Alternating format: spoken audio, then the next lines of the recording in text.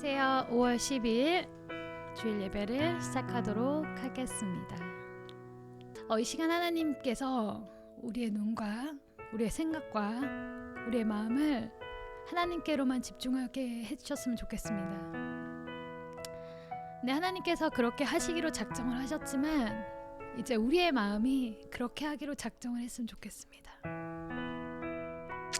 하나님, 이 시간 주님을 찬양합니다. 주님을 예배합니다. 어떤 찬양의 곡이든 하나님 이것이 나의 은혜가 되게 하시고 오늘 하나님께서 주실 말씀을 기대합니다. 정말 이 시간만큼은 하나님께 온전히 내 마음이 100% 집중되어질 수 있도록 간구하는 마음으로 함께 찬양했으면 좋겠습니다. 함께 찬양합니다.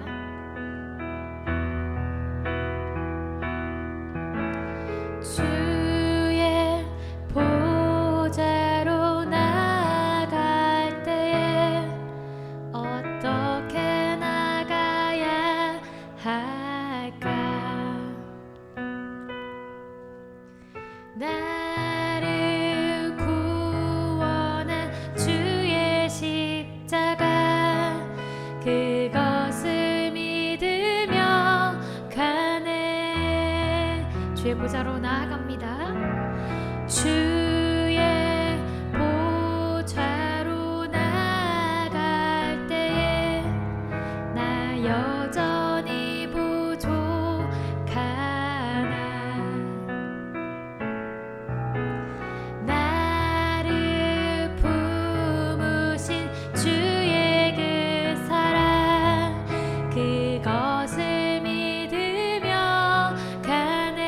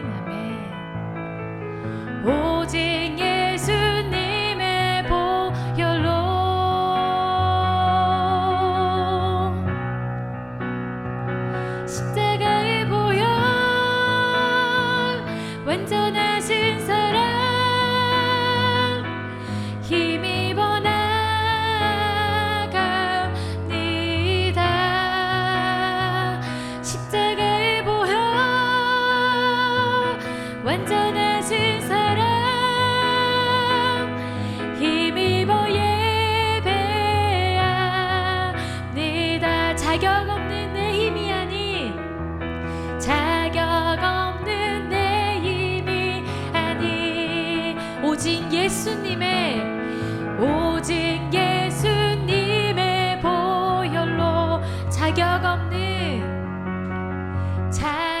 없는 내 힘이 아닌 아멘.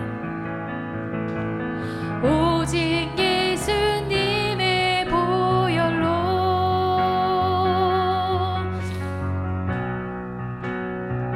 십자가의 보혈 완전하신 사랑 힘입어 나갑니다.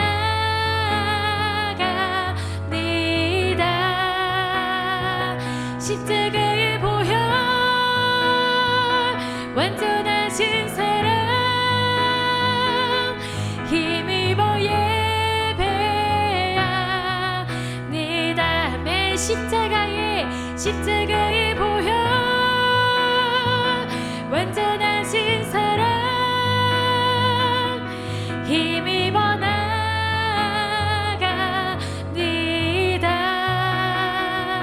십자가의 보혈 완전하신 사랑 힘입어 예배합니다.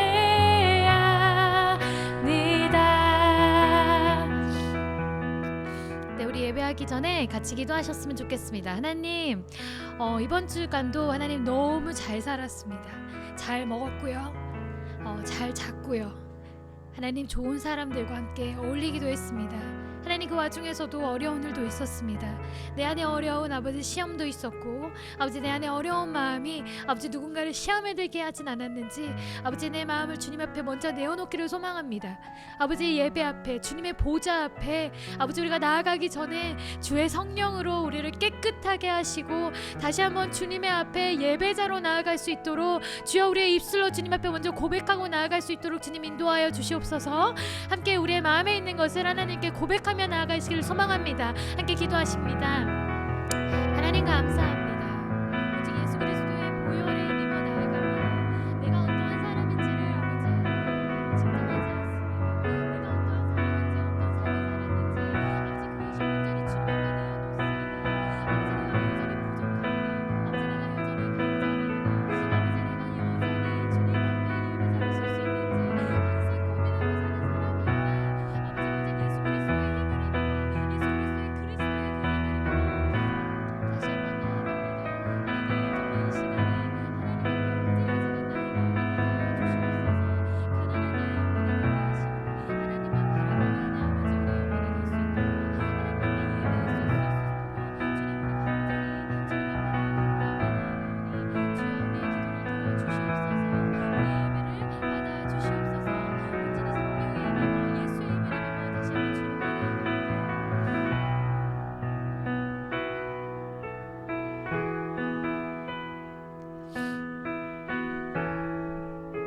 평소에 잘 고백하지 못하는 고백으로 같이 찬양했으면 좋겠습니다. 제가 그렇습니다. 아버지 사랑합니다. 아버지 경배합니다.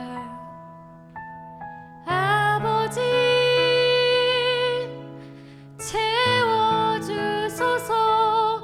당신의 사랑으로 예수님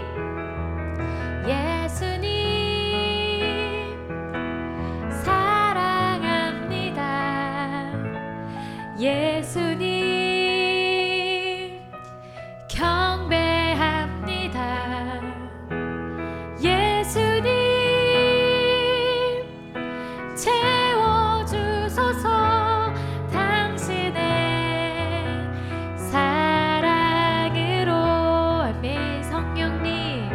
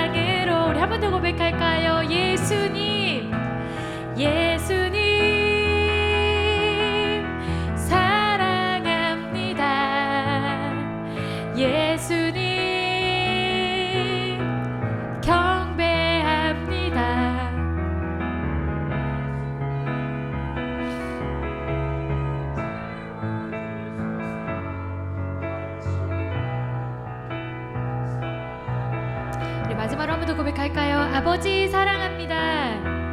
아버지 나의 하나님 사랑합니다. 아버지 나의 하나님 경배합니다. 아버지 채워주소서 당신의 사랑으로.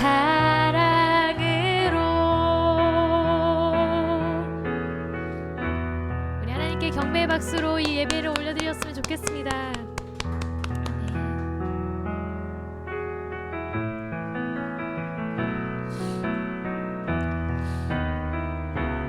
우리가 있는 곳이 생명샘 솟아나고, 우리가 있는 곳이 열매 맺히고, 우리가 있는 곳에서 오직 예수를 찬양하고 예배하는 곳이 일어날 것입니다. 우리의 학교가, 우리의 교회가, 또 우리가 가는 모든 직장과 우리가 만나는 모든 사람들이 하나님을 찬양하고 하나님 예배하는 그날까지 우리가 이 길을 걷겠노라고 하나님께 고백하며 나가기를 소망합니다. 이곳에 생명샘 솟아나 눈물 골짝 지나갈 때에 머자나 열매 맺히고 웃음소리 넘쳐나리라. 꽃들도 구름도 바람도 넓은 바다도 찬양하라 찬양하라 예수를. 하늘을 울리며 노래해 나의 영혼아. 은혜의 주 은혜의 주 은혜의 주. 그날에 하늘이 열리고 모든 이가 보게 되리라. 아멘. 마침내 꽃들이 피고 영광의 주가 오시리라. 아멘. 꽃들도 구름도 바람도 넓은 바다도 찬양하라 찬양하라 예수를. 하늘을 울리며 노래해 내 영혼아.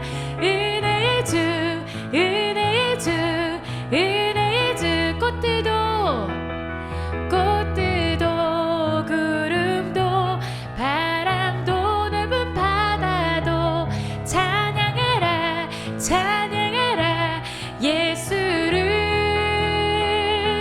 하늘을 울리며 노래해 내 영혼아.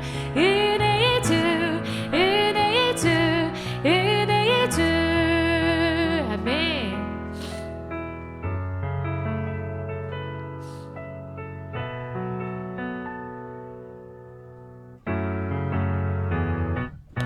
이렇게 찬양합니다. 내가 어둠 속에서 내가 어둠 속에서 헤맬 때에도 주님은 함께 계셔. 아멘. 내가 시험 당하여 괴로울 때도 주님은 함께 계셔. 기뻐 찬양하네 할렐루야 할렐루야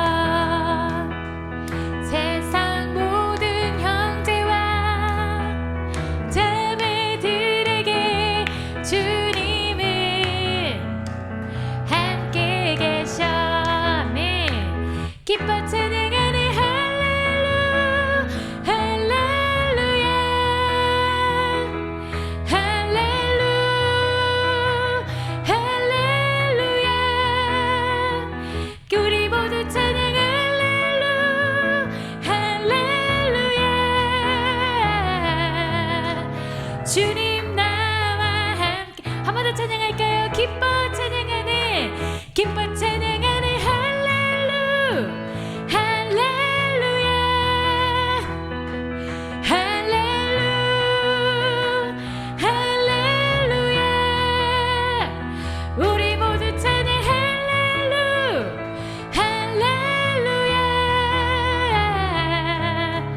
주님 나와 함께 하시. 우리 한 번 더 찬양할까요? 기뻐 기뻐 찬양하네. 할렐루 할렐루야. 아멘. 할렐루 할렐루야.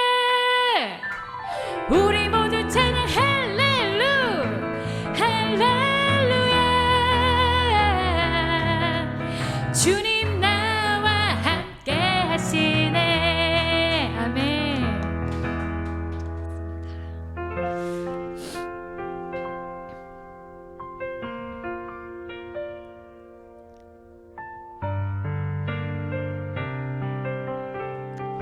요즘 사도행전 말씀을 보고 있는데요.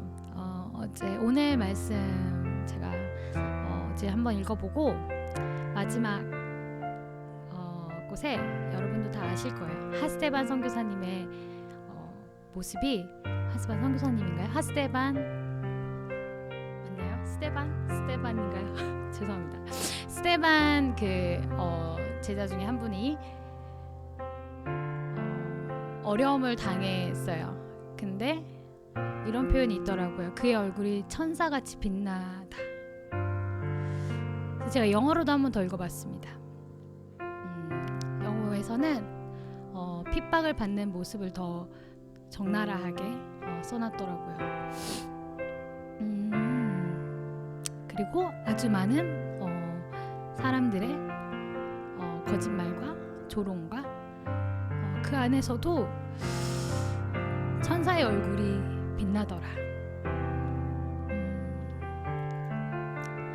우리도 그랬으면 좋겠습니다. 이렇게 찬양합니다. 세상은 들리고 사람들은 변하여도 나는 주를 섬기리. 주님의 사랑은 영원히 변하지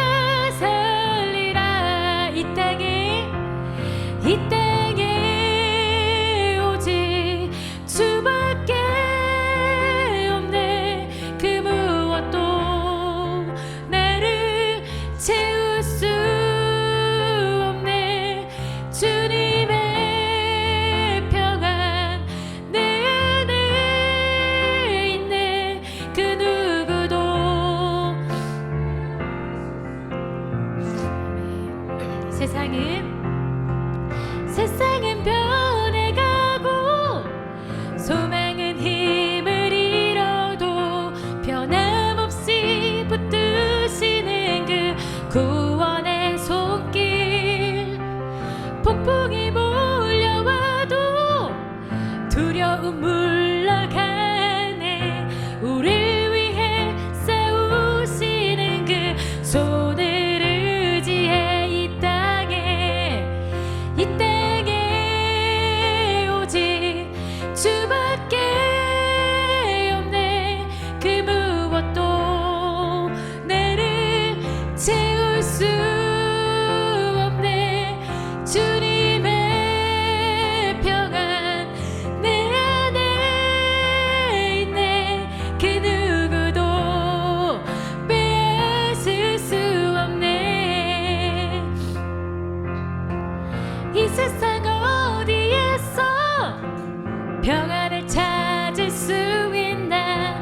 목숨까지 내어주신 그 깊은 사랑을 우리가 바래왔고 꿈꿔왔던 미래가 그 한없는 사랑 안에서 그 열리고 있네. 아멘.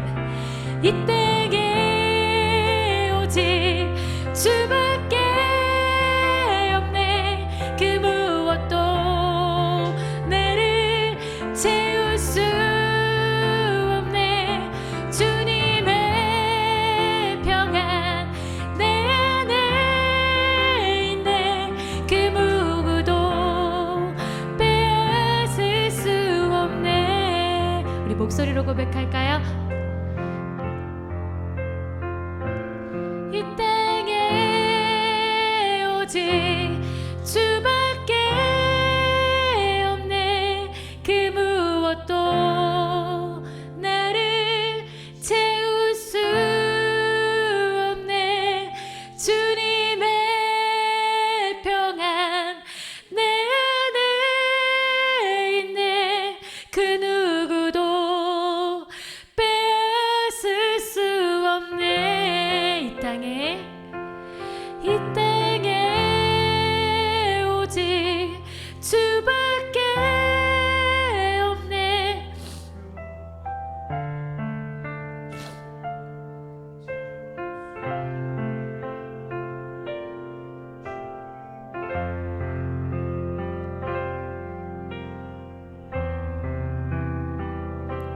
그 누구도 빼앗을 수 없네. 그렇습니다. 하나님,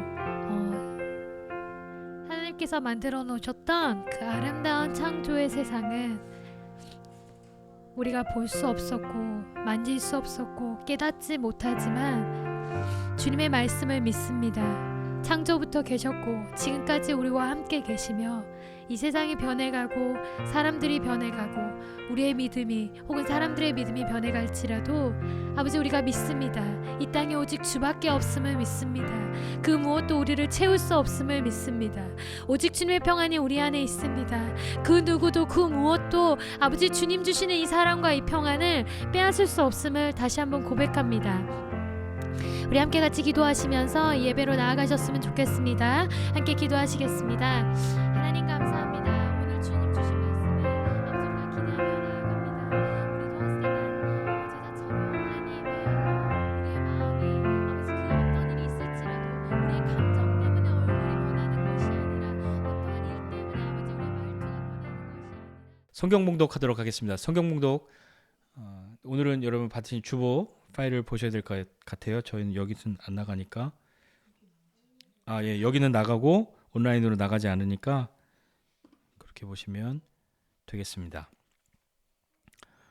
사도행전 6장 1절부터 7절까지 우리 어린이들과 함께 예배하고 있으니까요. 세번역 성경으로 함께 봉독하도록 하겠습니다. 시작.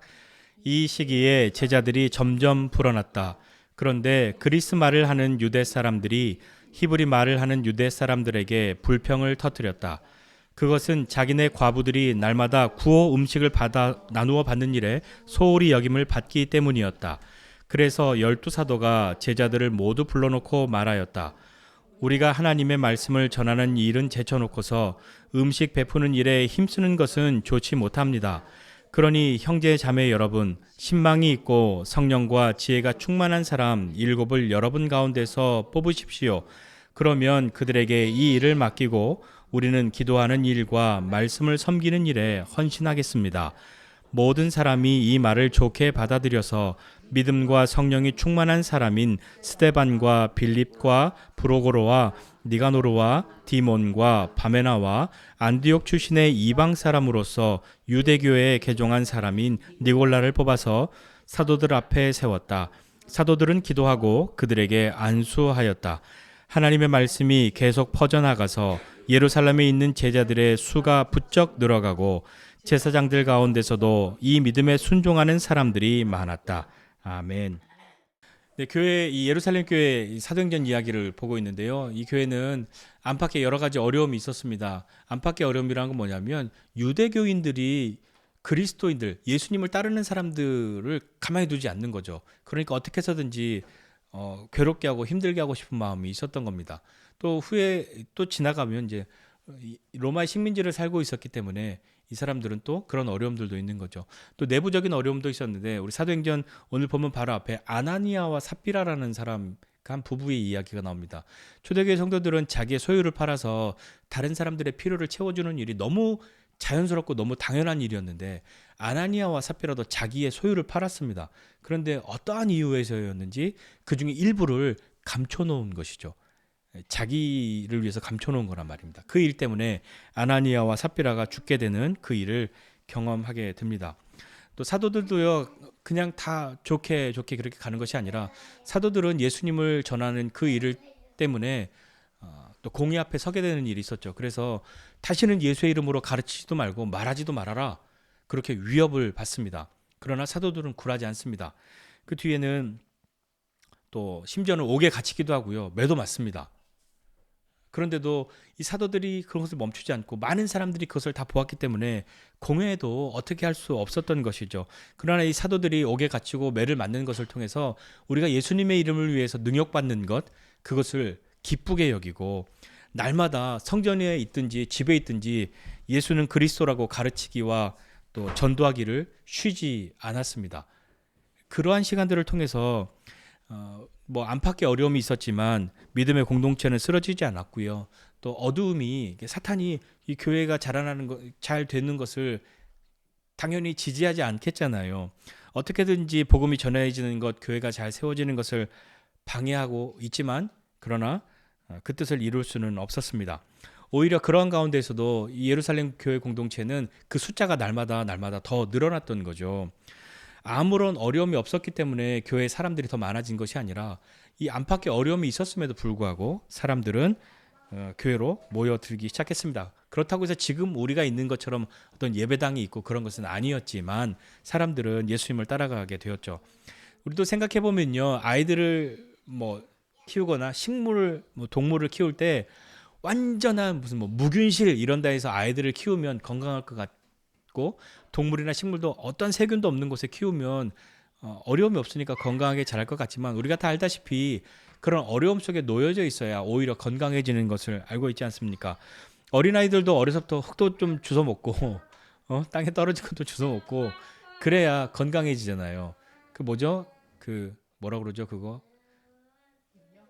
뭐 면역, 뭐 마이크로 바이옴 뭐 이런 거, 예, 그런 거가 아이들이 있으니까 점점 더 건강해지게 되는 거죠. 그런 것 없이, 어려움 없이 가만히 있지 않고 적당한 어려움, 노출된 어려움 속에서 그것과 대항하고 싸우는 것을 통해서 건강하게 자라나는 것이죠. 사람도 그런 것처럼요, 교회도 그와 같습니다. 교회도 어려움이나 박해가 없어야 잘 자라고 교회가 뭐 더 성장하고 커지고 사람들이 많아지고 하는 것이 아니라 오히려 어려움 가운데 놓여져 있을 때에 교회는 더욱 자라나는 것을 역사를 통해서 우리가 볼 수 있는 거죠. 근래에 교회가 보면 교회가 좀 배는 부르죠. 가진 건 많아졌죠. 그런데 어떤 신앙적인 이런 박해, 어려움 이런 것이 없으니까 교회가 자꾸 엉뚱한 일을 벌인다고 걱정하는 그런 일들이 많지 않습니까? 교회가 어떤 재정을 가지고 뭐 무슨 투자를 한다, 무슨 개발 사업을 한다, 이런 것은 사실 교회가 추구해야 할 본질이 아니지 않습니까? 교회가 교회의 재정을 늘려야만 하는 것이 교회의 본질이 아니잖아요. 교회의 본질은 교회가 재산을 많이 갖는 것이 아니지 않습니까? 어려움과 문제, 박해 이런 것이 있어야만 우리는 정신을 차린다, 꼭 그거를 얘기하는 것은 아니죠. 중요한 건 뭐냐면요. 어려움이나 고난이나 박해 이런 가운데서도 중심을 본질을 잃지 않는 것이 중요합니다. 사람들도 발등에 불이 떨어졌을 때 어려움이 있을 때 뭔가 번쩍하고 막 노력하고 애써서 위기를 헤쳐나가고 막 그러잖아요. 그런데 제일 중요한 건 문제를 해결하는 것 자체에 있지 않다는 것을 우리 한번 생각해 보아야 하는 거죠. 무슨 얘기냐면 본질을 향한 중심을 잃어버리지 않는 가운데서 어려움이나 문제 이런 것을 바라보고 해결해야지 어려움이나 문제에 그냥 매몰되고 함몰되어서 자기가 누군지 뭐 어떤 삶을 살아야 하는지 어떤 본질이나 중심에 대한 것들을 다 잃어버리고 잊어버리고 난 다음에 문제를 해결하고 나면 문제는 해결했는데 그 다음엔 더 중요한 걸 잃어버리게 된다면 더 중요한 것을 빼앗기거나 잊게 된다면 그 문제를 해결하는 것이 그 문제가 우리에게 무슨 의미가 있겠습니까? 오늘 우리가 보고 있는 예루살렘 공동체에도 어떤 일이 있었죠. 오늘 본 본문은 이거죠. 헬라파 유대인들의 과부들이 매일매일 구제 음식을 나누어 주는, 그러니까 이 사람 다 어려우니까 먹을 것을 나누어 주는데 이 헬라파 유대인들의 과부들만 자꾸 빠지는 겁니다. 그런데 히브리파 유대인들의 과부들은 빠지지 않는 거죠. 헬라파 유대인은 뭐고 히브리파 유대인은 뭐냐? 무슨 얘기냐면 그리스어를 사용하는 유대인들이 있고요. 히브리어의 그러니까 아람어를 사용하는 유대인들이 있는 거예요. 언어가 다른 거예요. 그러면 왜 이 사람들은 같은 나라에 살면서 언어가 다르냐? 디아스포라라는 말 들어보셨죠? 흩어졌던 사람들이 예루살렘으로 모여 다시 오기도 한단 말이에요. 그러니까 다른 지역에 살던 사람들이 그리스어를 쓰는 지역에 살고 있던 유대인들이 예루살렘으로 왔는데 그들은 언어를 그리스어로 쓰잖아요. 그 언어만 그렇게 쓴다고 해서 뭐 또 다른 것이 아니라 언어도 그렇게 쓰지만 그 언어 때문에 오는 문화적인 차이들이 있지 않습니까? 한번 생각해 보면요, 우리 이런 거 있잖아요. 한인교회, 외국에 있는 우리는 경험해보지 않았지만 우리 영민 집사님은 한인교회 다녀봤죠? 그럼 한국 사람만 있나요? 네, 외국 사람도 있고 한국 사람도 있는데 한국 사람도 수준이 천차만별입니다. 한국말을 유창하게 사투리를 구사하시는 분과 한국어를 떠듬떠듬 하시는 분과 한국어를 외국인이 하듯이 하는 그런 분들과 다 다른 거죠. 느낌이 없으니까 한번 우리 바꿔서 생각해 보세요. 우리 교회에 한국 사람인데 한국말을 전혀 못하는 외국어를 쓰는 그런 사람이 한번 있다고 생각해 보십시다. 영어 쓰면 우리 영민 집사님 있으니까 우리 안심이니까 넘어갈 수 있으니까 아무도 모르는 뭐 예를 들어서 러시아어 아니면 아프리카의 무슨 뭐 소수민족이 쓰는 언어 이런 거를 유창하게 구사하는 한국 사람인데 한국말을 못해요. 이 사람이 우리 교회에 나옵니다. 그러면 어떤 일이 벌어질까요? 뭔가 관심은 있고 뭔가 해보겠지만 좀 쉽지 않죠. 거꾸로 반대로 한번 우리가 어느 교회를 다니고 있는데 그 교회의 대부분의 사람들은 한국말을 못해요. 다른 나라 언어를 너무 잘해. 한국어를 몰라. 근데 나는 한국말밖에 몰라. 근데 그런 교회를 다니면 어떤 일이 생겨나겠습니까? 이 사람들 자기들끼리는 막 예배 끝나고 웃고 떠들고 재밌게 하고 무슨 약속도 하고 어디 놀러도 가고 막 그러는데 나도 좀 참여하고 싶은데 말이 안 통해. 처음에 어떻게 적극적으로 서로 시도해 보다가 좀 쉽지 않으니까 뭔가 개선이 안 되면 그냥 그렇게 되겠잖아요. 그러니까 예배 끝나고 자기들끼리만 벌써 약속이 돼서 어디 맛있는 거 먹으러 가. 근데 나는 뭐라뭘 하는데 모르겠어. 그러면 그런 시간들이 자꾸 쌓이면 조금 서운한 마음에 들지 않을까요? 이 사람들 나한테 관심이 없나 봐. 나는 하나도 신경 안 써주지? 그런 마음. 서운한 마음이 조금 지나고 나면 좀 불평의 마음이 될 수도 있습니다. 그리고 나서는 더 커지면 원망도 되죠. 우리 부모님은 왜 나를 여기에 보내서 왜 나는 이런 사람과 결혼해서 막 이렇게 됐는가. 그런 마음 들지 않겠습니까?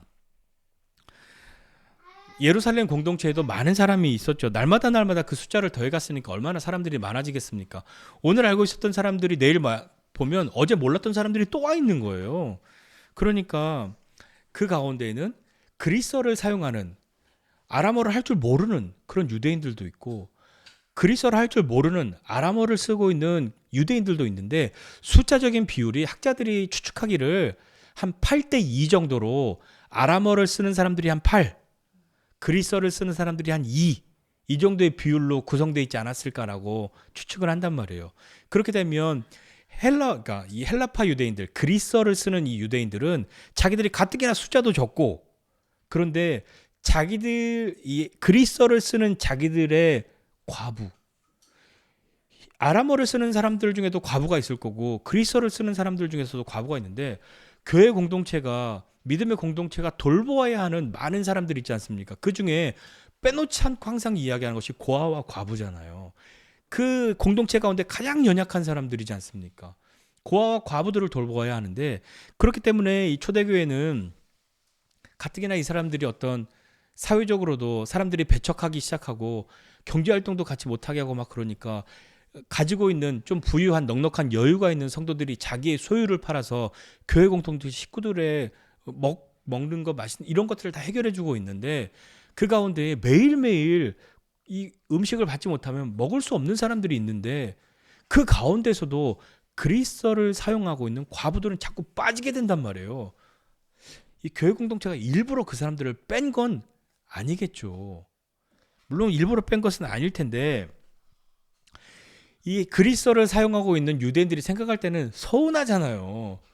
왜 과부들이 이렇게 다 있고 다 구제 음식을 받는데, 아람어를 쓰는 이 과부들은 다 음식을 받아가는데, 그리스어를 사용하는 우리와 같은 이 과부들은 왜 맨날 빠지는 거야? 어쩜 이럴 수가 있어? 하는 그런 마음이, 그런 생각이 들고 그런 불평들이 나오기 시작했단 말입니다. 사람도 그렇죠. 우리에게 생긴 어떤 문제의 출발점 중에 있는 것 중에 많은 것이 불평, 원망, 여기에서 출발하고 있는 우리의 어떤 어려움, 문제들, 그런 것들이 있지 않으십니까? 원망하고 불평할 때 우리는 좀 다른 길로 가기 쉽단 말입니다. 성경에서도요, 보면 뭐 개인도 그렇고 공동체도 그렇고 원망하고 불평하는 일들이 있어요. 믿는 사람들은 절대로 원망하고 불평하는 사람이 아니야라고 단정할 수 없는 것이, 모세의 이 이끌음을 따라갔던 이스라엘 민족들도요, 광야에서 모세에게 툭하면 했던 게 뭐냐면 원망하고 불평하는 거였어요. 자고 일어나면, 아씨, 우리 괜히 광야로 따라 나와가지고 막 먹을 것도 없고 마실 것도 없다고 막, 쇼핑도 못 한다고 막, 이 옷을 심지어 40년이나 입고 있다고 막, 그런 불평을 왜 안 했겠습니까? 그때에 이 원망하였던 사람들이 경험했던 것이, 광야에서 원망한 사람들이 불뱀을 경험하고 거기서 돌이켰던 그 노뱀을 경험한 사람들이 다시 살아나지 않았습니까? 다시 본문으로 돌아와서요, 이 그리스어를 사용하는 유대인들이 뭐 크건 작건 간에 자기들끼리, 야, 이거 너무 우리만 좀 소외당하는 거 아니야? 우리 너무 없는 듯이 사람들이 막 우리한테 일해주는 거 아니야? 조금 더 이제 거기서 크게 이야기하고 싶은 사람은, 그거 너무한 거 아니요? 왜 자꾸 우리만 빠지는 거요? 하면서 히브리파의 유대인들에게, 교회의 어떤 지도자들에게 말하지 않았겠습니까? 우리가 숫자도 적고 말도 다른 거 쓴다고 일부러 소외시키고 홀대하고 막 그러는 거 아니냐고. 그렇게 충분히 그렇게, 그러지 않았음에도 불구하고 그렇게 여길 수 있는 상황들이 있잖아요. 자꾸 이 그리스어를 사용하고 있는 과부들이 이 구제에서 자꾸 빠지니까, 못 받게 되니까 그런 일이 생기지 않습니까? 그렇지만 사도들이 일부러 그렇게 했을 리는 만무한 거죠. 12사도들이 모든 일들을 다 완벽하게 할 수 있는 사람들은 사실 아니지 않았습니까? 그래서 그렇게 하기가 어려웠죠. 왜냐하면 처음에 사람들이 적었을 때는, 사람들의 숫자가 적으면 뭐 그걸 실수할 일은 없는 거죠. 그런데 이들이 이렇게 이것을 실수할 만큼 사람들이 많아졌다는 거 아닙니까? 그렇다고 12사도가 매일같이 밥 나누어주는 그 일을 전담할 수는 없는 것이었고요. 물론 이 12사도들을 도와서 하고 있는 사람들이 있었을 겁니다. 오늘 성경에 제자라고 표현한 사람들은 믿는 사람의 전체의 무리라기보다는 그 가운데에 어떤 뭐 리더십의 뭐 그런 구조나 조직은 없었겠지만, 그렇게 자연스럽게 오랫동안 사도들과 함께 예수님을 따라다녔던 사람들이 공동체를 이루었을 때 사도들을 도와서 더 열심히 일하지 않았겠습니까? 그 사람들이 실제 어떤 그런 실무의 일을 할 때에 실수가 있었겠죠. 언어를 못하니까요. 나는 그리스말을 못하는데 아람어로, 자, 오늘 몇 시에 어디에서 음식을 나눠드릴 테니까 모이십시오, 광고했는데 그리스어를 쓰는 사람들은 못 알아듣는 거 아니에요. 그리스어를 사용하는 사람들이 우리는 어떻게 합니까? 막 문의를 해도 그리스어를 모르는 사람들은 뭐라 해줄 수 있는 말이 없는 거잖아요. 아마 이런 상황이 겹치지 않았을까, 반복되지 않았을까 하는 생각이 좀 드는 거죠. 사도들도 이렇게 헬라파 유대인들, 그리스어를 사용하는 유대인들의 마음에 불평이 있다는 것을 알았습니다. 그래서 제자들을 불러서 말했던 거죠. 여기서 말하는 제자는 앞서 말씀드린 그 교회 공동체 모두를 이야기하는 것이 아니라 아마 그 중에 그렇게 열심히 무엇인가를 좀 더 했던 그런 사람들을 불러서 이야기를 했을 겁니다. 2절에 그렇게 말하죠. 우리가 하나님의 말씀을 제쳐놓고 이렇게 접대하는 것, 음식을 베푸는 일에 힘쓰는 것이 마땅하지 않다. 그러니까 이 말은 야 이거는 우리가 하기엔 너무 하찮은 일이야.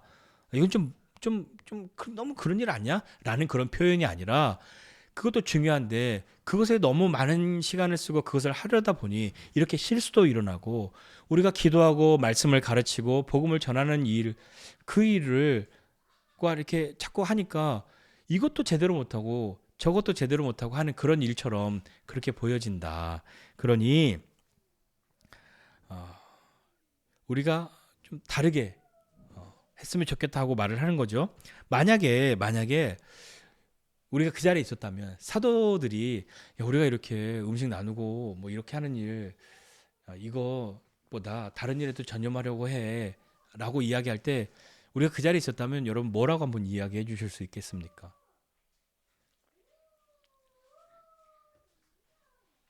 여러분이 사도였다면 혹은 그 자리에 있었다면 어떤 분은 이렇게 이야기할 수 있죠. 아 베드로 사도님 당신 말이죠. 잠을 좀 줄이세요. 잠자는 시간을 확 줄이면 더 많이 기도하고 더 많이 성경 읽고 더 많이 가르칠 수 있고 그리고 열심히 구제하는 일에 참여할 수 있지 않겠습니까? 지금 하루에 몇 시간 주무십니까?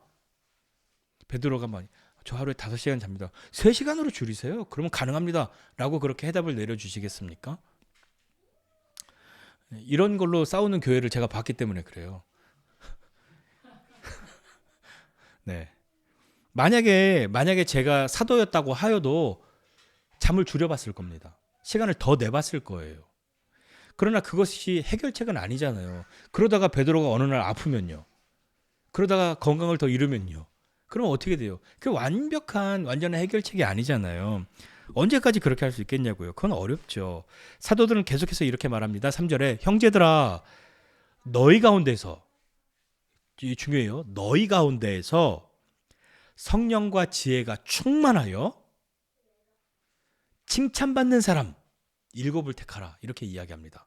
7명을 택하는데 조건이 3가지가 있잖아요. 첫 번째는 너희 가운데에서요. 너희 중에 두 번째는 성령과 지혜가 충만한 사람. 세 번째는 칭찬받는 사람. 그런 사람 7을 택하라. 이렇게 이야기합니다.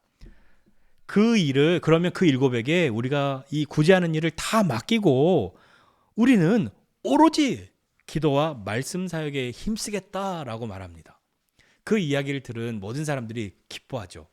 그래, 그렇게 해야 돼. 그럽시다. 오케이, 그러면 그 일을 맡아줄 사람이 필요하구나 라고 하면서 그들은 곧 누가 이 문제 해결의 적임자인가를 찾기 위해서 모든 그 교인 공동체 사람들의 프로필을 막 뒤지기 시작하지 않았습니다. 이전에 이런 일을 경험했던 사람이 누구지? 찾지 않았습니다. 전직 사회복지사, 전직 회계사 이런 사람이 누구였지? 라고 서로 묻지 않았어요. 왜냐하면 누가 잘할 수 있지? 하는 생각은 모두가 할 수 있죠. 어떤 사람이 일을 잘할까 할 수 있습니다. 그에 대한 기준도 각자가 다 가지고 있을 수 있잖아요. 아무래도 사회복지사 출신이 잘하겠지 하는 생각할 수 있지 않습니까? 아무래도 저분이 회사에서 회계를 맡고 있다고 하니 재정을 맡는다고 하니 저분에게 맡기면 훨씬 잘하겠구나 그런 생각할 수 있지 않겠습니까? 그에 대한 기준도 다 각자 있겠죠. 또 어떤 사람은 이 사람은 나랑 친해. 그러니까 내가 생각하면 되게 생각할 때 잘할 거야. 나 얘 어렸을 때부터 알고 있었는데 이런 일 되게 잘할 거야. 라고 각자의 기준들이 다 있을 수 있지 않겠습니까? 이런 다른 데서도 이런 일을 했었으니까요. 그렇지만 누가 적임자인가 하는 것에 대한 기준은 분명했습니다. 전직이 뭐냐? 사회적인 평판이 그런 것이 아니라 기준이 분명했죠. 제자 가운데 성령과 지혜가 충만하고 그로 인하여서 사람들의 칭찬을 받는, 그로 인하여서 사람들의 신망이 두터운 사람, 그 사람 7을 택하라 이렇게 이야기한 겁니다. 그래서 그들은 믿음과 성령이 충만한 사람, 스데반과 빌립과 브로고로와 니가노로, 디몬, 바메나, 니골라를 선택했습니다. 뭐 어떻게 선택했는지 방법은 나오지 않아요. 그리고 이 사람들에 대한 설명이 또 자세하게 나와 있지도 않습니다. 물론 스데반과 빌립에 대한 이야기는 있어요. 스데반은 곧 뒤에 나오지만 순교하는 그 일, 복음을 전하다 순교하는 일도 하고요. 최초의 순교자이지 않습니까? 그리고 빌립은 우리 복음서에 또 보면 이디오피아 내시 있잖아요. 사마리아에 찾아왔던 이디오피아 내시가 성경을 두루마리를 받았는데 이게 도대체 무슨 뜻인지 모르겠는데 빌립이 너 그 뭔 뜻인지 모르냐? 너 알면 나 가르쳐다오. 그때 말씀을 가르치고 그 내시가 내가 세례받지 못할 이유가 뭐냐고. 빌립이 그에게 세례를 베풀지 않습니까? 그래서 아프리카에 가면 이티오피아는 희한하게도 기독교 국가잖아요. 네. 그때 이티오피아의 그 내시가 세례받고 돌아갔기 때문에 그런 일이 생겨났습니다. 물론 지금 가보면 혼합종교 비슷하게 되어 있는 모습도 되게 많아서 좀 안타깝긴 합니다만 뜻밖의 왜 여기는 생뚱맞게 기독교야? 했는데 빌립이 복음을 전했기 때문이에요. 또 한 사람 니골라를 이야기하고 있는데 니골라는 이 안디옥에서 유대교에 입교한 사람이라고 나오는데요. 이 이야기를 들으면 이 사람은 분명히 이방인이었을 것 같아요. 유대인들 중에 유대교인이 아닌 사람이 없잖아요. 근데 안디옥에서 유대교로 개종한 사람, 그 가운데 다시 교회로 들어온 사람이란 말이에요. 그러니까 이 니골라는 아마도 이방이었을 것이죠. 그리고 이들의 이름이 다 헬라식, 그리스식 이름으로 기록되어 있는 사람들이 많기 때문에 추측하건대 아마 이들 가운데의 대부분이 헬라파 유대인이었을 것이다 라고 그렇게 여기기도 합니다. 헬라파 유대인들이 소외받고 홀대당했다고 그렇게 이야기해서 그에 대한 보상의 차원으로 그러면 니네 헬라파 유대인들이 다 해. 그렇게 정한 것이 아니라 기준이 분명했잖아요. 기준은 제자들 가운데에 성령과 지혜가 충만하고 그로 인하여서 사람들의 칭찬을 받고 신망이 두터운 사람, 그 사람 가운데 7을 택했다는 말입니다. 그리고 그들을 사도들에게 우리가 이 사람들을 택했다고 말하죠. 그 뒤에 어떤 일이 일어나냐면 그들에게 사도들이 기도하고 하나님이 그들을 공동체를 위해서 세우셨다라고 공적인 어떤 인정을 하는 그런 과정으로 그들에게 안수합니다. 안수한다는 게 선언적 기도한다는 얘기잖아요. 그게 어떤 밀실에서 행한 어떤 그런 정치적인 행위가 아니라 공동체 안에서 하나님이 이 사람을 우리에게 세웠다는 것을 공적으로 인정하는, 사도들이 그것을 인정하는 그런 과정 속에서 안수하죠. 누가는 이 사람들을 집사라고 부르지 않았습니다. 우리는 이 사람들을 흔히 초대교회 7 집사라고 부르잖아요. 그렇지만 사도행전을 기록한 누가는 7 사람을 집사라고 부르지는 않아요. 그렇지만 교회 역사에서 이 7 사람들을 어떤 교회 직분의 그런 역사를 따져보았을 때 최초의 집사로 그렇게 여기죠. 그렇지만 이 7명은 단지 구제를 담당하는 그 일만 하도록 세움받은 사람은 아니었습니다. 왜냐하면요, 이 사람들이 했던 일, 스데반이 하는 일을 보세요. 스데반은 매일같이 사람들에게 음식 나누어주는 일을 하고 구제헌금 나누어주는 일만 했습니까? 아니죠. 그가 사람들 앞에서 복음을 전했잖아요. 예수로 말미암아 부활을 이야기했잖아요. 그러니까 막 다른 사람들이 어떻게 해서든지 저 스데반을 고발하려고 했고 결국엔 거짓말로 이 스데반을 모함하고 거짓 증인들을 세워서 종국에는 이 스데반이 돌에 맞아 죽는 순교를 당하는 그런 일도 당하지 않습니까? 빌립도 복음을 전했고요. 다른 사람들도 다 복음을 전하는 일을 했단 말입니다. 여기 초대교회 집사님들은, 우리가 집사라고 말하는 이분들은 그냥 교회 밥당번만 하는 그런 분으로 생각하시면 안 되는 거예요. 자, 그렇다면 이 초대교회에 세워졌던 이 7은 성령과 지혜, 믿음이 충만한 그런 사람들, 그렇기 때문에 그런 마음으로 공동체를 섬기고 그렇게 믿음으로 나아갔던 사람들이라는 것을 한번 기억하면서 교회를 한번 좀 생각해 보면 좋겠습니다. 교회는 어떤 경영하는 회사와 같은 조직이 아니죠. 한때는 교회의 어떤 경영, 이런 어떤 마인드, 경영의 어떤 컨셉, 이런 것을 차용하는 것이 굉장히 센세이션하고 획기적이고 뭐 유행처럼 돌았던 때가 있습니다. 그러나 교회의 여러 일들을 감당해야 하는 그런 사람들은 회사의 구성원들과 같은 그런 조직의 구성원으로 여겨서는 안 되는 거죠. 직분이라는 것이 있는데요.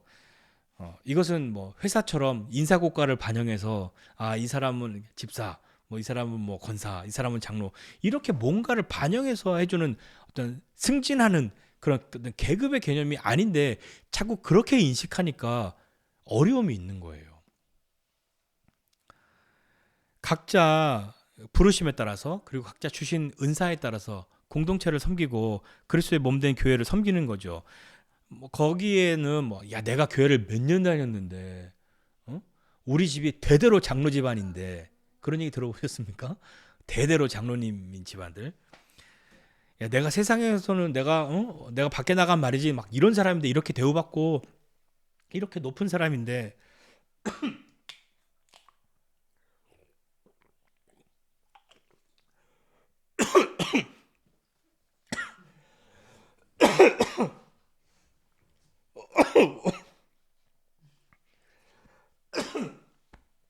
왔어요.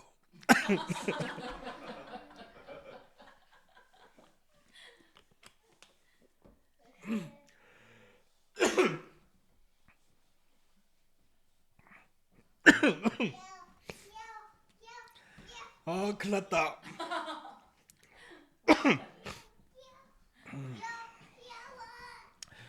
그렇지만 교회는 혼자만 큰일 났다.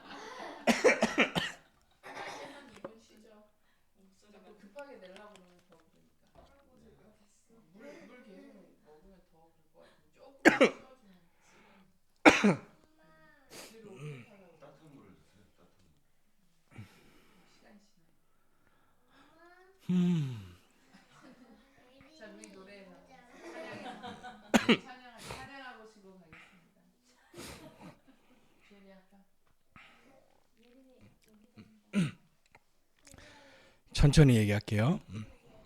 소리 들리세요?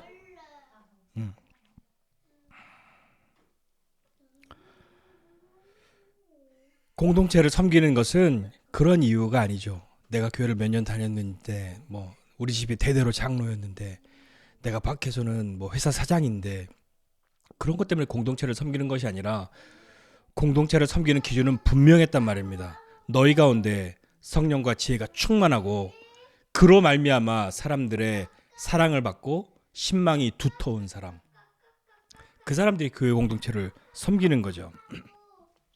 자기 혼자만 신앙생활하는 것이 아니기 때문에 나는 혼자 성령 충만하고 혼자 지혜롭다, 그것을 자랑하는 것이 아닙니다. 성령 충만하고 지혜와 성령이 충만한데 사람들에 대한 관심이 없다, 그게 가능할지 모르겠는데 하나님을 사랑하는 사람은 사람을 사랑합니다. 그것이 하나님이 우리에게 주신 것이거든요. 십계명의 가장 큰 계명 다 그것을 합치면 뭐가 되겠습니까? 하나님 사랑하고 사람을 사랑하는 것이잖아요. 나는 믿음과 성령이 충만한데 지혜도 충만한데 사람들에 대한 관심은 없다. 그런 분들을 보셨습니까? 저는 그렇게 말하는 사람은 많이 봤습니다. 실제로 믿음과 성령과 지혜가 충만한데 사람들에 대한 관심이 없는 사람은 못 봤는데 말로는 믿음과 성령과 지혜가 충만하다 하는 사람들이 사람에 대한 관심이 없는 것은 많이 봤습니다. 뭐 그 교회가 아니라도 뭐 이런 거 있지 않습니까? 과거에 학창 시절에 옛날에 공부는 암기를 잘하면 공부 잘하는 거였잖아요. 좋은 암기력으로 좋은 성적을 가지고 좋은 학교 가서 좋은 직장을 다닙니다. 예를 들어 뭐 검사 뭐 이런 거요. 그래서 소위 상류층에 있다고 하는 그런 사람들이 거기에 있다고 해서 모든 것을 다 잘합니까? 우리 그거 지금 경험하고 있잖아요. 사람에 대한 관심이 없잖아요. 믿음이 있다고 하는 우리의 마음은 항상 하나님을 사랑하고 사람을 사랑하는 것으로 충만해야 합니다. 그 마음이 아니라면, 그 마음이 작아졌다면 우리는 다시 돌이켜야 하는 것이죠. 오늘 본문에서 일곱을 택한 공동체는 어떤 일을 만나게 됩니까? 이 일곱을 세운 이 공동체는 어떤 일을 경험하게 됐냐면 7절입니다. 하나님의 말씀이 점점 왕성하여 예루살렘에 있는 제자의 수가 더 심히 많아지고 허다한 제사장의 무리 가운데서도 이 믿음에 순종하는 사람들이 많아졌다라고 말하고 있습니다. 사람들이 많아진 거죠. 여기서 우리가 오해하지 말아야 하는 것은요, 교회는 숫자에 집착하지 않아야 합니다. 이 말씀이 무슨 말씀이냐면 교회는 사람이 오는 게 중요하지 않아, 그 말이 아니에요. 숫자에 집착하지 말아야 한다고 하는 것이 어떤 의미냐면 그 자체가 목적이 아니라는 거예요. 교회는 사람들이 많이 오도록 수단과 방법을 가리지 않고 어떤 일을 해서든지 사람만 많이 모으면 돼. 그것이 교회의 존재의 목적이 아니라는 거예요. 그럼 우리는 물론 사람이 많으면 사람이 많음으로써 할 수 있는 역할들이 있습니다. 감당할 수 있는 능력들이 있거든요. 보십시오. 10명이 모여서 헌금하는 것과 10,000명이 모여서 헌금하는 것은 규모가 다르단 말이에요. 이거 돈이 많고 적금을 이야기하는 것이 아니라 그러면 해야 될 역할이 다르다는 거죠. 감당해야 되는 역할들이 다르다는 말입니다. 그렇지만 우리가 사람이 중요하지 않아 하는 말이 아니라 숫자를 어떻게든지 많게 하는 것이 우리의 목적이 아니라는 거죠. 그러나 본질을 잃지 않고 또 본질을 잊어먹지 말고 성령과 지혜가 충만하고 믿음이 충만하고 사람들을 향한 그 사랑이 충만하여서 자기 자신을 위한 욕심을 채우는, 자기의 욕망을 채우는 그런 삶이 아니라 믿음과 성령과 지혜로 충만한 그 사람이 겸손하게 선하게 자기에게 주신 것, 그것이 물질이든 재능이든 시간이든 마음이든 그것을 기꺼이 나누며 살아가야 하는 것이죠. 그것이 교회를 향한 부름 아닙니까? 오늘 초대교회 성도들이 했던 것은요, 나는 가진 게 많은데 다 우리 교회 다니는 사람들 너무 가진 게 없어서 좀 마음이 불편해. 그 불편함이 나만 있어서 좀 거기에 끼기가 싫어. 그런 불편함이면 교회 다니기 어렵죠.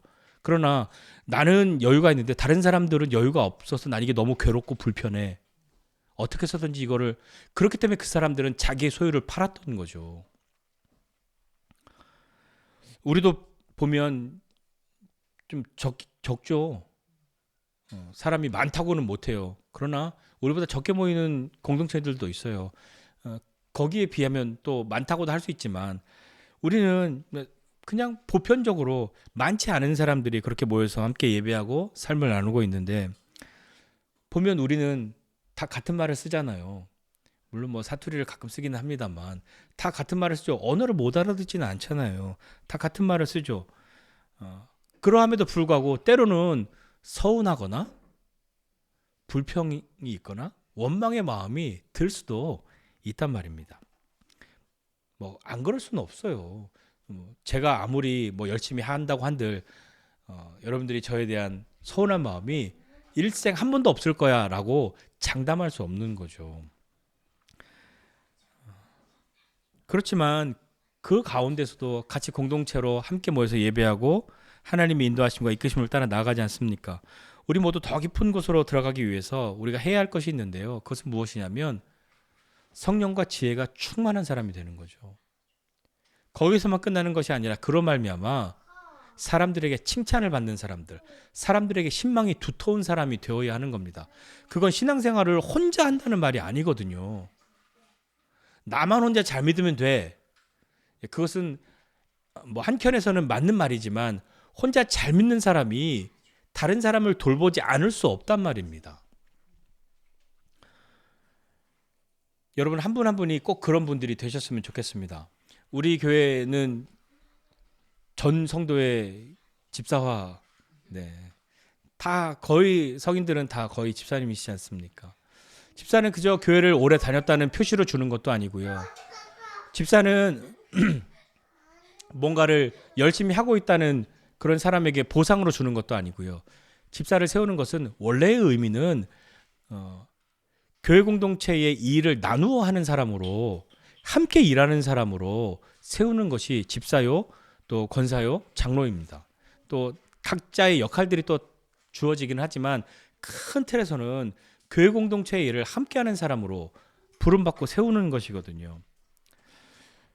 우리에게 집사라고 하는 이 직분이 단지 아저씨 아줌마라고 부르기 조금 미안해서 집사님이라고 불러주는 그런 호칭이 아니라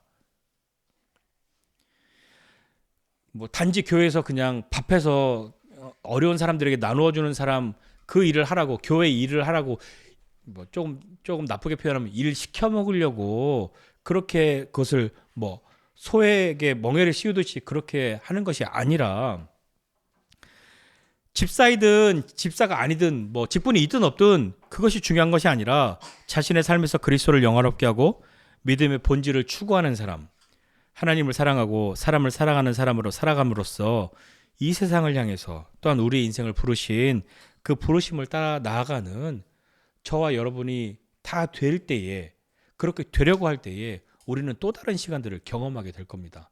그 출발점이 뭐냐면 성령과 지혜가 충만해지는 겁니다. 성령과 지혜가 충만하진 않은데 동네 사람들한테 칭찬은 잘 들어요. 성령과 지혜는 충만한데 동네 사람들한테 세상 욕이란 욕은 다 얻어먹어요. 둘 다 합당하지 않다는 거죠. 우리가 정말 믿음의 길을 잘 걸어나가는 저와 여러분 모두가 되시기를 주님의 이름으로 축복합니다. 기도하겠습니다.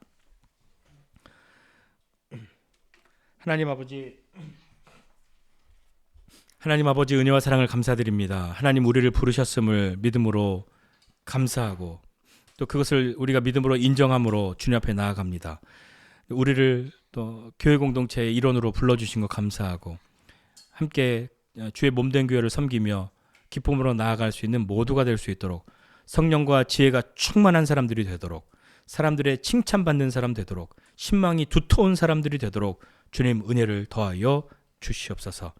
이제는 우리 구주 예수 그리스도의 은혜와 하나님 아버지의 크신 사랑과 성령님의 함께하심이 성령이 충만하고 지혜가 충만하고 칭찬받는 사람 되기 원하는 우리 모두 위에 이제로부터 영원까지 함께 있을지어다. 아멘.